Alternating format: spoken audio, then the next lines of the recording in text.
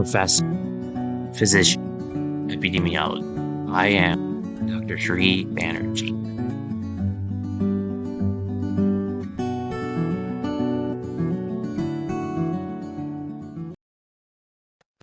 Hello, I'm Dr. Sri Banerjee, core faculty for the College of Health Sciences and Public Policy at Walden University. And in this segment, I'm going to be going over human relations theory. And the way I started thinking about this is I had a presentation that I attended by one of the senior leaders who was presenting on sustainable development goals, which I'm very familiar with, and the social determinants of health. And he talked about specifically Sustainable Development Goal 16 as it relates. And the one theory that relates all of these Sustainable Development Goals and social determinants of health is human relations theory. This struck me as interesting because I had heard of the other two, but I hadn't heard of human relations theory. So let's go ahead and get started and take a look at what this is. For starters, human relations theory is a theory of management that began development in the 1920s. It actually took a bit of time to get to the point where we're now. So at that time, productivity was the focus of business, and this had been due to the Industrial Revolution.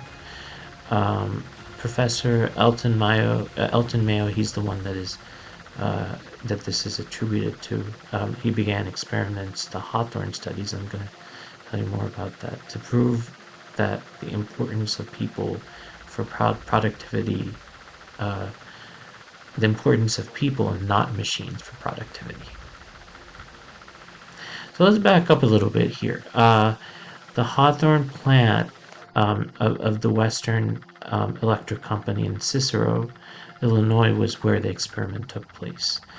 So this is something that took place in a smaller town, and these studies actually started off by Massachusetts Institute of Technology, or MIT, and then Elton Mayo and Fritz Roethlisberger from Harvard Business School actually popularized it in 1927. So it is incorrect to attribute this to Elton Mayo completely. So what's the approach? There's a need for, in human relations approach, a need for attention, social interaction, individual achievement, intended as a move away from organization as machine as a metaphor. Thinking of management recognizes employees as humans and not cogs of machinery.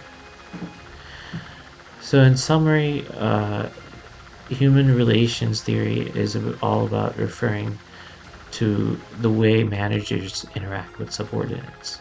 So when the focus of management is human beings and human relations, morale of workers go up versus humans being treated like machines. Similarly, positively reflecting an increased productive and efficiency of the organization. That's what human relations theory is attempting to do. There's a lot of philosophical discussion about modernism and how this created kind of a totalitarian sort of system within assembly lines and factories. So there was a move towards understanding the human condition and away from understanding the general population. And this is where understanding what human nature is and not being a part of a machine was important. And today, thinking about artificial intelligence, it's important to note how human relations connects to technology in the future. So there's a lot of connections with different types of theories. For instance, the social determinants of health. I told you about 5 frameworks, 5 domains from the framework. Well, this is one that can connect many different theories. This has given you some insight about this. Thank you for listening.